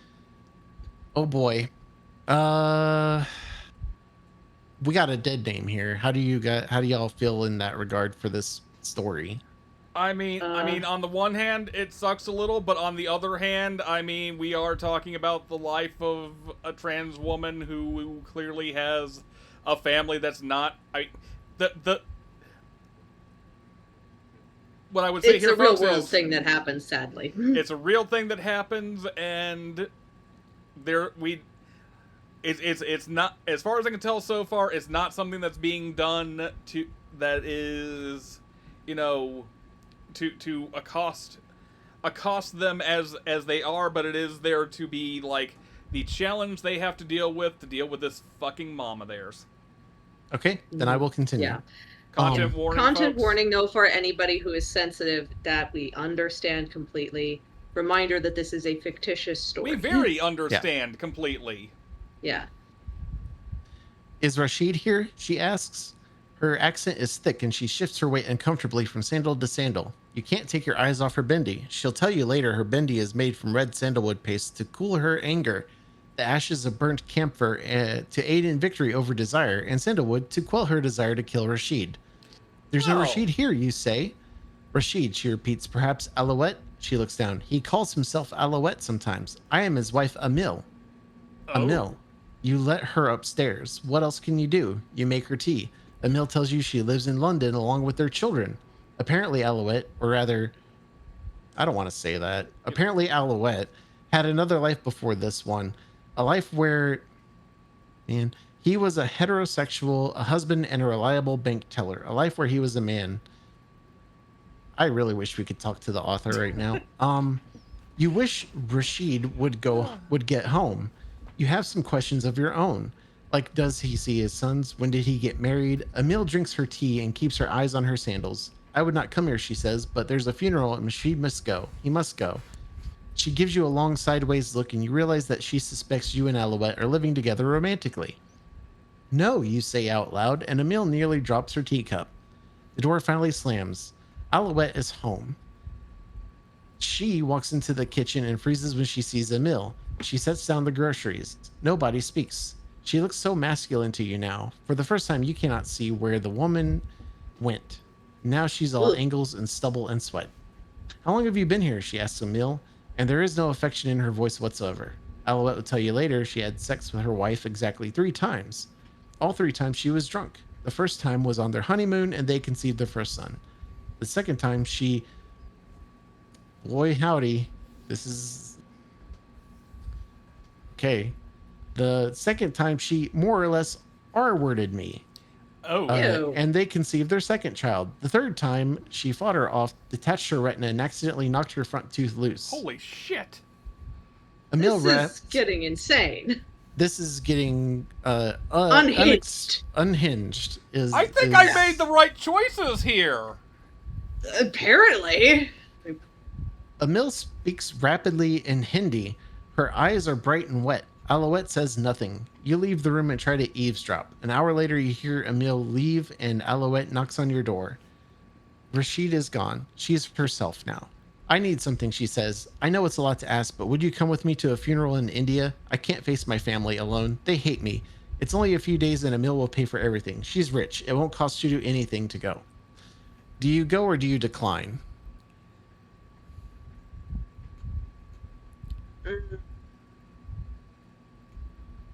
Supportive friend. Yeesh. This is a tough one. Some of the stuff I've censored and changed. Yeah. I'm kind of on the I'm on the fence that the decision is more of how nasty is this gonna get? Dave, do you want to flip through real quick? I'm gonna say I'll take a quick look. Yeah, because I'm more concerned with if, there's the instinct of, support somebody, but already we've got this, it's the me instinct of be supportive to our friend who has to go do something that they don't want to do and would be very hard, but I'm also a little concerned about how this is going to be. Okay, I got it. Take Alouette to Santorini. Right? Can we choose the other option? We're going off script, folks. We're writing our own Choose Your Own Adventure now. So I'm sure that there is some things in regards of like trans experience that can be seen in this. I would still recommend probably not going. I was gonna say that's kind of what I've been leaning towards. I've only looked at addressed. I've only looked at the going part. I have not looked at the declining part. Yeah, no, but your instincts are having the same. You're raising the same questions I have, like, Dave. Is this going to be the transphobic even if this is part adventure story? Yeah, even if this is part of the experience. Yeah, my worry is the sensitivity in which it's being written. Yeah. Dave, on since it's already clearly used some less than what I would say are appropriate verbiage. Dave, on a scale of 1 to Hezo, where would you rank? Where would you rank going right now? I would probably recommend declining. I'm declining. Okay. I don't know if anyone else followed the wrestling lingo I used there. I missed it. I'm sorry. I was already leaning towards declining, mainly on account of the way some of these topics are being handled. I don't know if I want to go into that realm of that being something that. Yeah. Okay. So you explained to Alouette that you can't go so far away. There are travel visas and shots, and plus, it just seems weird. You hate to let the thought in your head, but the term slave trade keeps popping up like a bright red beach ball. Boy! If you go to India, you'll probably never come back. You'll get into a disagreement with her, and then you get into a disagreement with her, and then a quarrel interrupts, and then an all-out fight. Things are said, and Alouette tells you to get out. She starts knocking over the kitchen chairs and throwing teacups against the wall. You hurry to cram all your belongings in your backpack, and you run out of the house. The door slams behind you, and there you are, out on the street. You know she'll never forgive you. Her temper is black and white. If you are out, you are out. It's how she survived all these years, by never looking back. Once again, you are on the road. You have money, you have time. You can go where you want. You're close to Ireland, which seems like a cool country. A symphony of green rock and gray sky, and they speak English. Or you could always really change course and go to Greece. You've heard of the sunsets in Santorini are the best in the world. Join me, Liz! No, I'm going to Ireland. Fuck that. I'm going to Ireland. Okay. Just know you I somehow I know if I go to Santorini, I'm not going to end up with a nice story. I think that page has already been written, literally. Yeah. Exactly. It would take you to the same decisions that he had. So. That's fair. Okay. So. But we're going to Ireland. You go to Ireland on a ferry, and during the long trip over, there's a storm. The water is black and churning. The boat pitches, catching 8-foot swells and crashing down, kerpow, in the white foaming surf. You get seasick. Vomit, and then no vomit, only retching. You cannot stay below decks where the heaving is worse and your eyes have nothing to focus on. Above deck, at least, you can stare at the moon through the rain, the only stationary object on the sea. Then fortune throws you a strange twist. You feel a warm hand press between your shoulder blades. The rain has passed over and you stand soggy against the rail. Hey, a beautiful woman with a British accent hands you a cup of hot tea. She's tall, slender, awkward with her arms. You look like you could use this. She smiles and looks away, her short, shaggy black hair falling over her dark eyes. She has a small mole above her lip. She fishes around in her pocket and produces a bottle of Dramamine. We'll probably be off the boat before these kick in, but it can't hurt.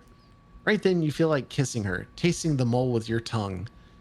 You drink the tea and feel a little better. The two of you go inside, sit down in a booth in a cafeteria and talk. Her name is Christian, and she's a jewelry designer. She's on her way to visit her grandparents. They're tomato farmers in Galway. They grow heirlooms and cherry and Jersey Devils and early girls. You love listening to her voice. By the time the ship arrives at port, it's late and the dock is deserted except for the disembarking passengers. Christian's grandparents have left her the red VW Bug so she can drive herself to the farm. They wouldn't mind me bringing someone home, she says. That is, if you need a place to stay. You, of course, need a place to stay, especially if it's with her. On the way you talk and talk and talk and talk. It's like you've met your twin sister, only she's better and different.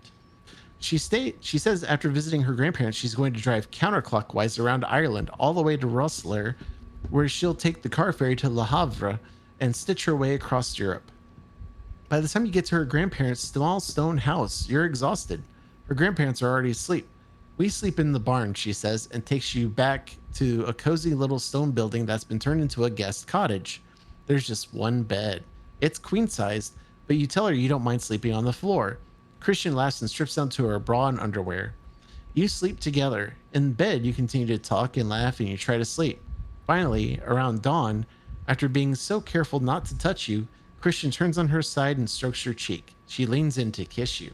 You feel a strange silver liquidity, a lighting bead of white-hot mercury that rockets around your head, your heart, and down to the soles of your feet.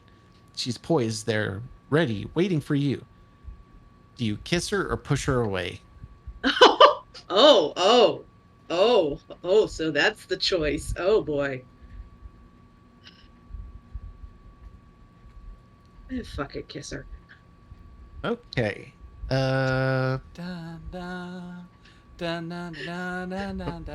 has already gone so far off the rails. Fuck it. Yep. You let Christian kiss you. Why not? You're curious. You want to. Her lips are soft and light like butterflies landing on your mouth and then lighting away. She kisses the bridge of your nose, then your eyelids, then the ridge of your jaw. She smells like a good memory. Palms damp, heartbeat irregular. You kiss her back on the collarbone. She tastes slightly salty and damp. Her breath is shallow, her clavicle rising and falling rapidly. She's nervous too.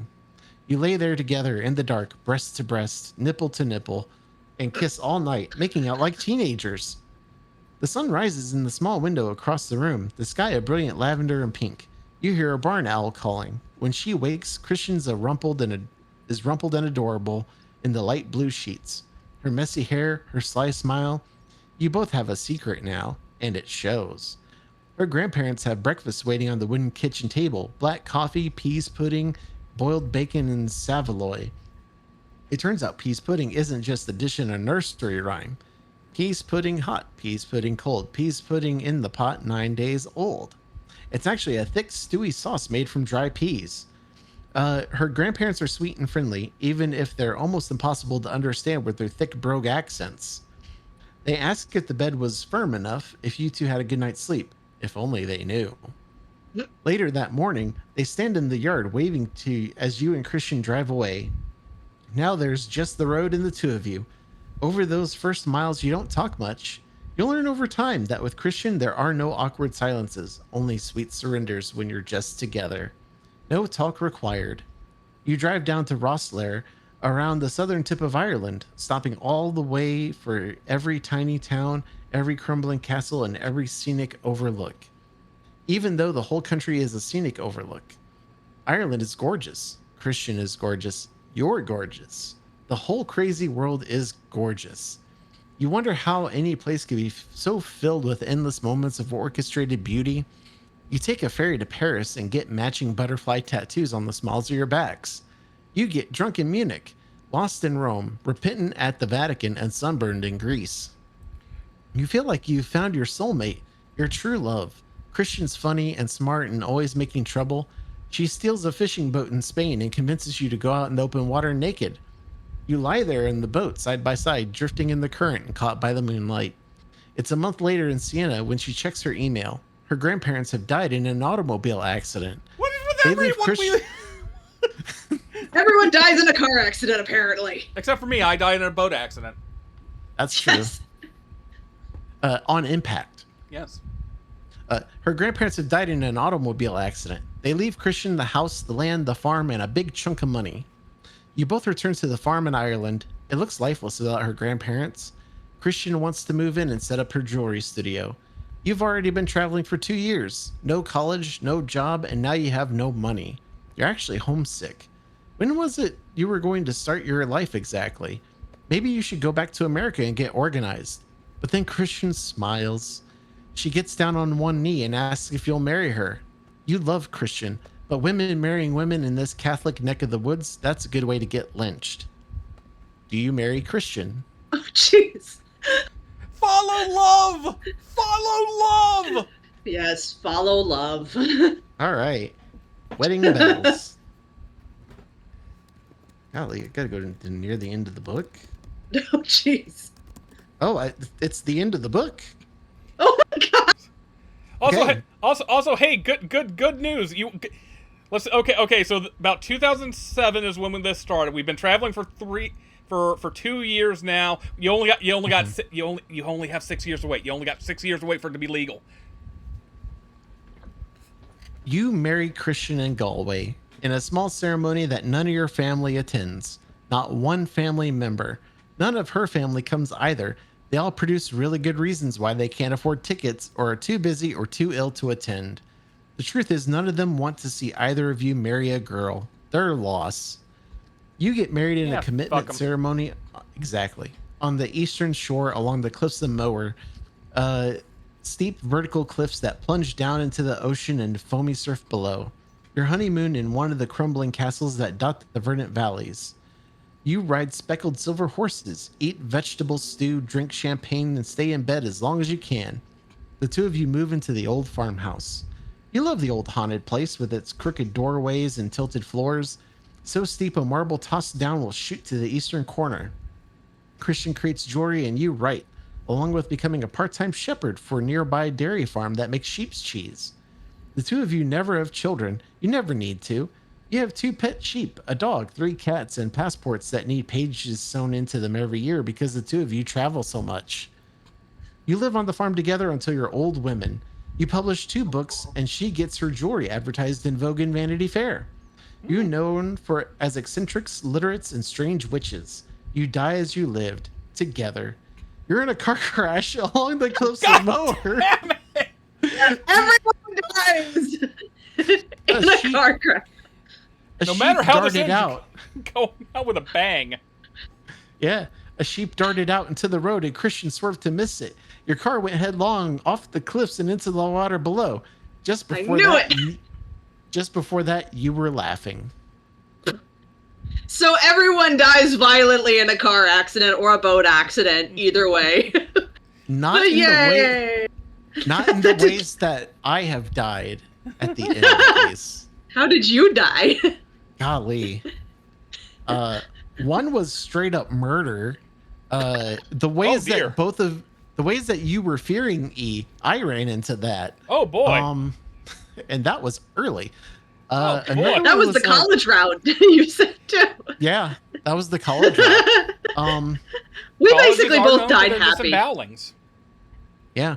Another one was like an old, like you grow old and then you die because of like gout. Shit. I mean, it was some kind of like old issue or something like that. Another one was like you died Heart because a guy got angry and committed violence. Like there's a lot of like strange ways of dying in this book. Clearly. Ways to die. And other than that, the hiccups in the middle of that story getting a little bit into how well are we going to deal with some of these things? It's like, are we sympathetic to the trans woman, or are we? I was a little worried of what the tone would become, and not even that it would be against, but that it would still not maybe handle things quite so well. Yeah. And that was something that I didn't expect at all. When I 2007, folks, 2007. We didn't want to get so far into the trigger warning area. Let's put it that way. Is we wanted to, this was not meant to be something that got into that level of content trigger warnings. Listen. Enough shit went down on Trans Day of Visibility. We don't need a little more the day after Trans Day of Visibility. Yeah. Thanks, SCOTUS. Thanks. I chose this book in part because of the choose your own adventure wackiness. In part because of the cover, because it looks pretty wacky and fun. And also during my reading of it, one path leads you into being like one of those like highfalutin experimental artists, and you make a vaginal piece that you labeled deconstruction. And it made me laugh for like 10 minutes. And there's definitely a humor to some of these. This sort of the protagonist who you play in it, in reading it. Your protagonist character is sort of a bluntly naive. Yeah. Mm-hmm. You know, this country's going to be like this, and I'm going, okay. Or like, she's very like headstrong, like American fire kind of thing, and all the ways in which that could either backfire or it works out or something else like that. And seems to come from a very sheltered American background too. Yeah. So that was interesting though. Yeah. And overall, like the concept of it and the work that's been put into it for the most part is pretty phenomenal. It's really cool. Choose Your Own Adventure is immensely complex writing stories like that. It really is, because you have to like figure out all the pathways, and you have to figure out, are there any that might intersect? Like the option of Santorini. That would have intersected with where E went, and you could have had the exact same ending if you wished. Potentially. Yeah. Potentially or potentially not. I was like, I don't trust it. Well, I can definitely say that it would have, because I recognized what section it was gonna take. Oh, it was that exact section. So, yeah. Okay. I imagine any place that you go, if you go there from different routes, it probably just lines up with the same pathway at that point. Yeah, that might be the case. Yeah, which is one way to simplify pathways too. Yeah, but some of that was very unfortunate language and such. Obviously, for example, she used the G slur instead of Romani. Multiple times where I said she, the author used he, even though it's in our perspective, so I don't think that would make sense. It's a weird one of those case things where it's like, Liz, you go first. We might be about to say the same thing. I was going to say, it's a case where arguably on one end, even though the story is supposed to be choose your own adventure, there's still a measure of you are reading a character, but you're supposed to be in the character's shoes writing it. So the author is writing you as the character's thought process in that moment. And in that regard, okay, yes, that's authentic. But again, they're just, it's reflective of the time it was written, where we weren't maybe having conversations about how some of these things are portrayed more or less with more or less sensitivity. And it was getting into a realm that would be too triggering for many folks, in especially in line with what kind of what we were setting out to do here. So which was to have something much more lighthearted, and not to get into a very, very dark and triggering area. And the nature of how the conversations and what people are more aware of now recolors that language. Yeah. Really.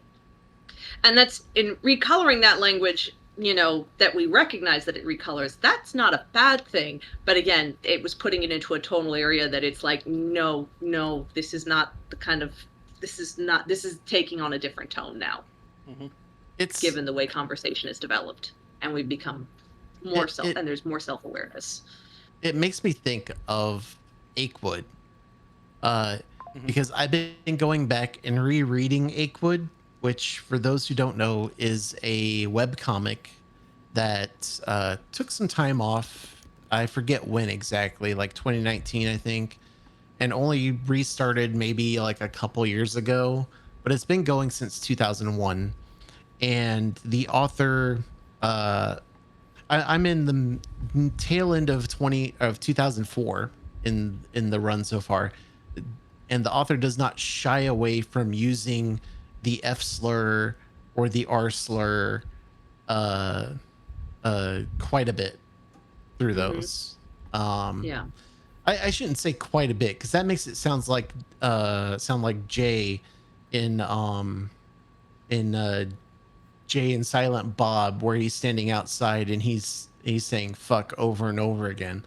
It's not spammed like that, but the author's not afraid to use the R slur or the F slur.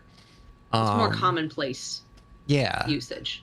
It's like in the 90s as a kid, you would use like the F slur and the R slur, or you would call somebody, or you'd say something's gay or whatever, because that was just how you referred to something as like bad. Back then. I mean, I can't tell you how many times now I've watched the series South Park, but that's one of the ways you can tell the change in time is certain language. And okay, there is some intent behind the way they use language, because some of it is intended to be that sort of push the envelope. But again, the choice of language is also very reflective of what terms were more commonplace in everyday language, regardless of whether or not they were really appropriate terminology.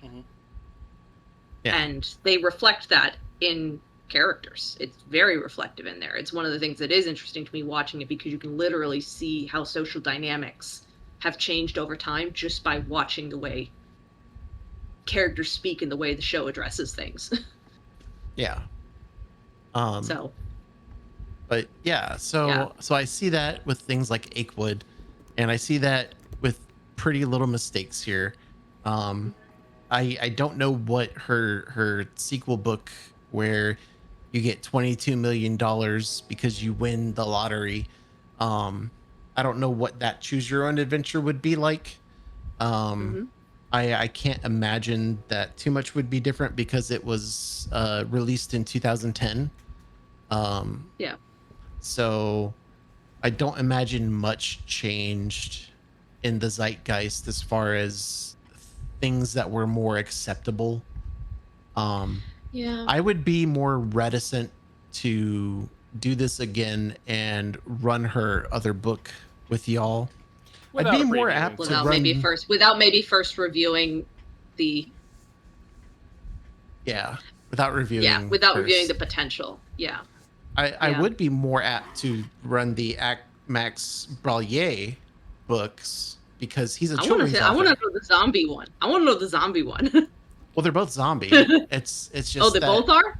Yeah. It's just that the first one, Highway to Hell, is his first book of these. And but they both happen to be zombie. Yes. And Zombie Apocalypse is the second one. I don't know if it's a sequel or if it's a different character or what, but they're both set in a zombie apocalypse. So interesting.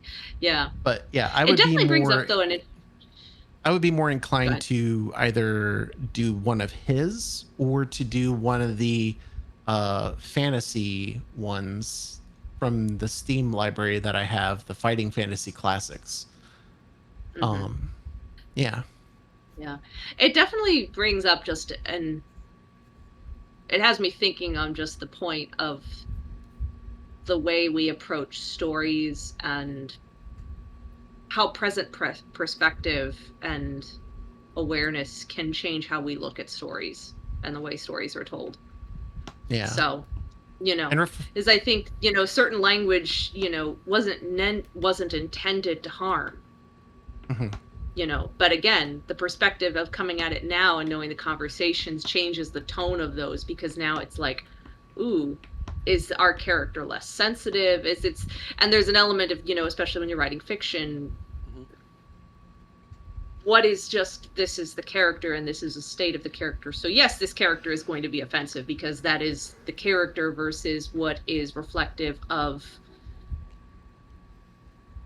times and the way people are speaking. It's got a curiosity to me. The character themselves, as written, like the author is. I don't think McElhatton is being too. I don't think she's being too coy about the fact that, like, the protagonist is just as kind of shallow and base as the rest of the Americans she's kind of turning her nose down at. Like, she's very much feeling like, my shit don't stink. Their shit stinks. My shit don't stink. I'm gonna go to Europe where they're cultured and clearly more like me and where I deserve to be. It's funny because in that regard, it's like as the author, she expects the reader to be judging the protagonist. Exactly, yeah. Who they are. They expect you to kind of be looking at this protagonist and going, really? Like the Europeans, like when it's the parents going, Europeans are dirty, or you have to hide yourself being an American in the UK. And it's like the title itself is Pretty Little Mistakes. Yeah. Very layered. It's layered like an onion. But yeah, so that I say we gotta do this again, though. Yeah, absolutely. I hope so. Well, I died in a car accident caused by a sheep. I with my wife crashed into a bigger boat, filthy rich, off Travelogues. A boat called The Beginning. That was kind of hilarious. This is only the beginning. I was surprised that you got the last page. I was gonna say I was the very final page. I didn't know what route would lead to the final page. I didn't want to like spoil it for myself, but now seeing that there was fantastic. There's a possibility if you go to Ireland, you might end up on the last page. Yeah. You might, but you might end up in a lesbian marriage. Depends on your choices. Yeah. 5 stars. I died happy with my wife on our farm. Yay. The best Christian. And apparently you're still writing travelogues no matter where. See, Dave, you didn't get to write travelogues. You stayed in college and you never wrote travelogues. You got murdered. Yeah, you got murdered. I got to deconstruct stuff and then go to Russia and have a bunch of children with a Russian guy and drink myself to death. Oh. Wow. Yeah. It feels like the Europe storylines ended up so far. It feels like the European storylines ended up much happier. And here's than the to go to college. And here's the thing about that is, I'm wondering how much of that is her making a random decision as to what routes would be more positive versus what routes would be more negative. And if those reflect possibly her personal viewpoints or lived experiences, if it just happened that way or what, right? Or if it was an intent to subvert expectations. Like, if the expectation is, things are going to get wild and you're going to end up in some like weird basement or something in Europe if you travel to Europe by yourself, whereas life will be okay if you go to college, is she trying to subvert that expectation by not necessarily having, that lead the way, you expect it to. Or like you said, she might favor lived experiences over like a formal education. I was talking about her own lived experience, but yeah. There's a lot of things that I would love to pick her brain about in regards to this book. Obviously, there's no way for me to do that, and I'm not gonna be that person that hunts people down. Though I will say, it has gotten me curious about people who make a thing and then just kind of vanish. I've been thinking about that a little bit lately, because there's others that I've been looking up lately who I've been like, I remember that person. What are they up to? Most famously, Noah Antweiler, also known as the Spoony One, who did a lot of reviews of movies, of video games, things like that. He was part of Channel Awesome, the Nostalgia Critic thing and whatnot. He Oh yeah. also did interviews with people like Lord British, who made the Ultima series, because he did a massive review of the Ultima series. Yeah. Well, I remember when that whole He's platform was a big thing. So he very famously also reviewed Final Fantasy, the series of Final Fantasy, especially like 7, 8, X2, stuff like that. And then he disappeared for a while, which is related to his mental health. I yeah. won't get into that, but he disappeared for a really long time, and then he briefly came back, uh, and every now and again he'll pop up and just do a live stream. But for the most part, he's just been kind of a private citizen again. Yeah. Which That's the thing is that's fine. always fascinated me about, like sometimes it is interesting to look at people like who did like either one big thing or a few big things, and then just years later you're like, where are they at? And it's like, oh, they went to college, went to this, got married, they're architects, they're this, and it's just like, oh, they just went off and did normal stuff. Yeah. Like I recently watched the docu-series that was about America's Next Top Model, which holy crap, that shit going on behind the scenes and on camera is like heinous. But like a lot of them, it's like, this person who was a contestant, she's a realtor now. This person, they're all just like, they just went and got normal lives. Yeah. After. There's a channel that I watch. His name is Willie Muse, WILLIE, MUSE, and he does knitting as he reviews various shows and movies and stuff like that. A lot of the stuff that he reviews are things like Christian movies or episodes of Bones, but he also reviews episodes of America's Next Top Model, and he talks about episodes in there, and it's insane. It's insane.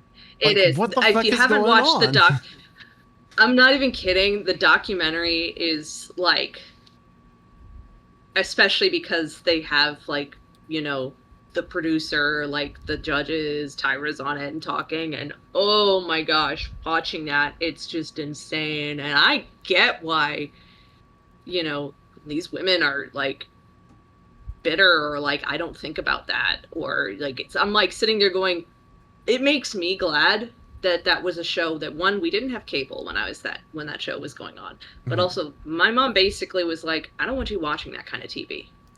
I don't Tyra's want a piece of shit. Yeah, that was the other thing. Oh yeah, like, and I've heard about Tyra Banks. She makes excuses. Trust me when I say, when you start to hear her make excuses, it really just feels like she's making excuses, like instead of being like it's sort of a, well, I made a mistake. Well, if I had known this was happening, I'd have stopped it. And it's a little bit like, just own that you fucked up. Yeah. I mean, just own it. But it's that narcissism in there, of like, well, I'm recentering it on me because if I had known, I'd have stopped it, or this. And one of the former contestants, definitely, when they came back to her, she's like, that's all bullshit. And I was just like, good for you for saying that. But yeah, watch that and you suddenly sit there and go, fuck, this was what, oh my gosh.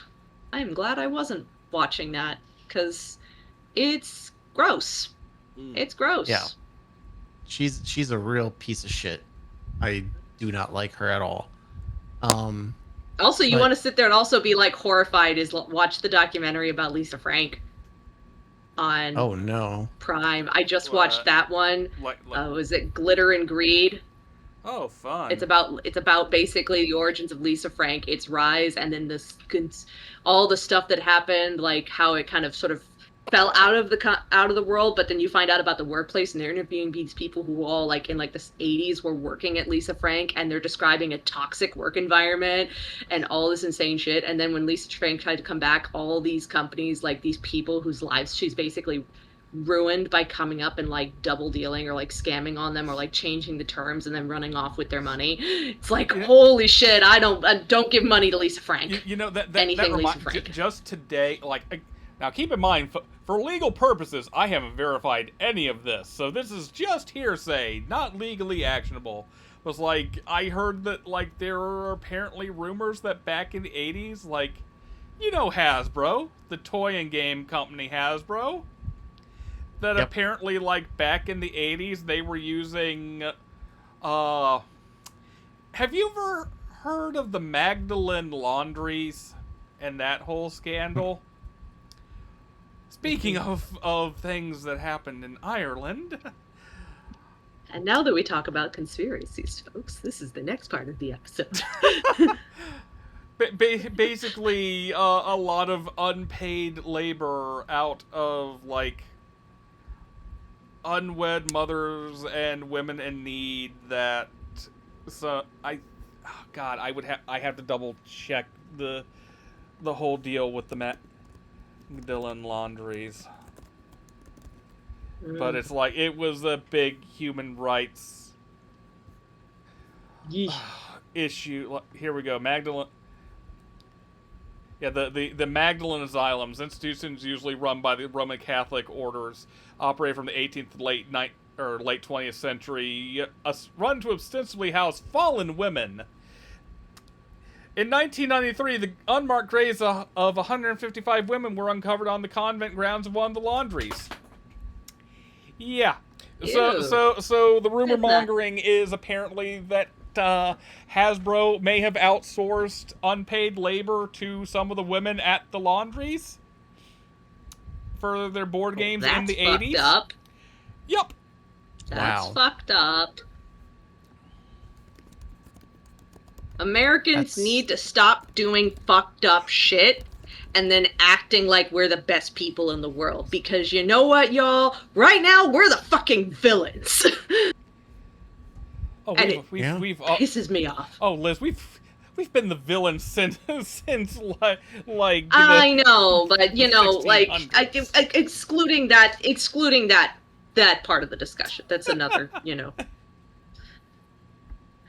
For the people who are unfortunately many out there who did not listen to history or pay attention, or unfortunately were taught bad history because they were taught white Eurocentric focused history that looks at the West as being the saviors of the world. Yeah. Fuck that shit.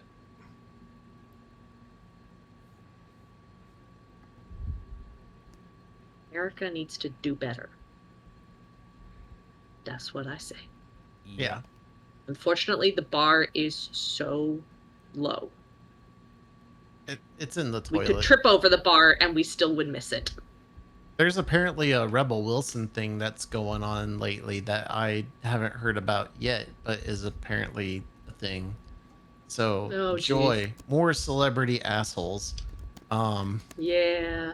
Hey, look, I made a flower with pipe cleaners a few weeks ago.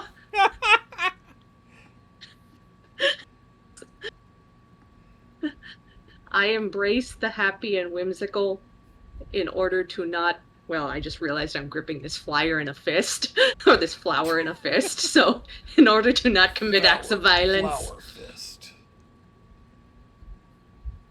You know, my comfort media is playing violent games like Resident Evil and Evil Within. It makes me feel better. It makes me not commit homicide. Hello, folks. Is my brain a little broken? Oh, it's been broken for a long time. I knew I had something. So we survived. Hey, we had some happy endings, though. Mm-hmm. Yep. Minus happy the endings. Dying in car accidents. Though I guess the argument is we had happy endings still because they were all quick deaths. We had happy endings that were then cut shorter than they could have been. There's we go. Yeah. There's the... Arguably, my ending may not have been the quickest of death because if it swerves out, it wasn't you crashed and died instantly, swerved to dodge a fish, and then drove off a cliff, which means the time span from when we swerve to when we go off the cliff and then hit the rocks below is a time span in which we might be going, oh, fuck. Yeah. So admittedly, I might have died with a last moment of terror. Well, it said you died laughing, so... You know, oh yeah. Maybe it was the laugh that Jake Gyllenhaal had at the end of Donnie Darko. Or maybe it was the dementia kind of setting in right then. picture. Well, it didn't say anything about dementia. I mean, we're supposed to be old, so it's possible. Possible, yeah. And you know what? Going back to what we were saying earlier, I think that America needs to... Yep. Exactly. Anyway, let's wrap this shindig up. Liz, where can our wonderful Voidwalkers and viewers find you? Folks, you can find me if you jog on over to Lady Hyacinth 57 here on Twitch. I'm over there. I play Resident Evil. I've been playing some other games too. I'm working on Silent Hill 2 right now. Also Call of Cthulhu, and I may have restarted The Evil Within, and I'm doing a replay of Requiem. So I play a lot of stuff, a lot of horror games. We chill, we weird. It was my affiliate anniversary yesterday. Yay! Congrats. So now I just got happy anniversary, happy filiversary. Also, if you come to my channel, folks, you might get to Silver Shamrock. Oh God! See a potato. That's what I was thinking. I didn't even remember it. Damn it! My head's gonna turn into bugs and snakes. Yep. Also, folks, because I know this is the real attraction to my channel here. If you want to see more of this potato, this sexy potato, boneless dog, then come check out Lady Hyacinth 57. I play games good. The good is debatable, but we're gonna have a good laugh. Excellent. Dave, where can our Voidwalker? Oh, Dave and I both just like go in different directions. Where can our lovely Voidwalkers and viewers find you? Well, as you can see up on the screen there, you can find me on Twitch and YouTube, both at Lanzalencia. I don't have to spell it now. It's on the screen. That's we ain't right. doing this as a podcast. Damn it, we could technically release this as a podcast version. Fuck. LANZALENTZIA. There you go, folks. If we toss this on the podcast feed, there you go. There you go. All right. Now, Dave, where can they find you? Yep. Y'all can find me on twitch.tv/sheriff_Flynn. You can also find me on YouTube, Sheriff Flynn. I know I haven't been pretty active there, but summer's coming up soon, and my teaching is going to be a little slow because I might have one class that's 7 weeks in June, July. But other than that, hopefully I'll be picking up, but I might be moving to like days as opposed to like evenings. Mainly because my fiance comes home in the evenings and I like to spend time with her. So it'll probably be moved to the daytime where I do things. So, you know. My work is what picks up during the summer. We got more stuff coming up. By the way, folks, if you also enjoy to hear, we are the Confabulators, which means we are a podcast as well. Yeah. So occasionally I do a little fun events on here. We have a few more we've talked about doing. And also, you can listen to the Confabulators podcast. Check RSS, Spotify, Apple Podcasts, iHeartRadio, or wherever you get your podcasts from. You can listen. You can also watch on YouTube, where we occasionally will include clips and other things in with the podcast as well. Check us out. Follow us. Talk to us. And hey, you can always send us email, and we'll even read it on the show as long as it's, fit to print. Don't be a dick. Over at theconfabulators@gmail.com. That's theconfabulators@gmail.com. Yes. Mm-hmm. Until then, I'm Dave. I'm Liz. And I'm E, and I'm making sure that the audio is actually playing for y'all. And the dog is meanwhile ejecting all bones. Yeah. All right. It's a contorted potato. Until next time, if you need to know what a confabulator is, ask your mom or your lesbian lover named Christian. Yes. Later, folks.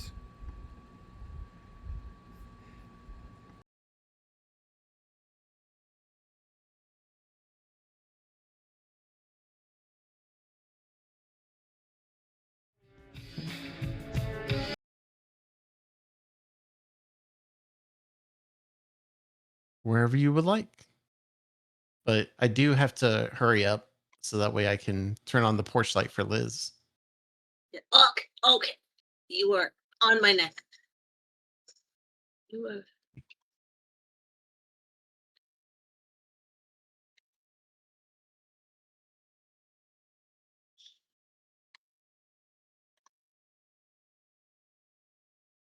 Giant bomb's on right now. Giant bomb. Well, giant bomb forever. It's the 24/7. Yeah, the always one, and then the Master of DS. Whatever you guys want, but I gotta get going. So Great Moonlight. Yes, go surprise Moonlight. I'm gonna close this window so I don't accidentally overlap with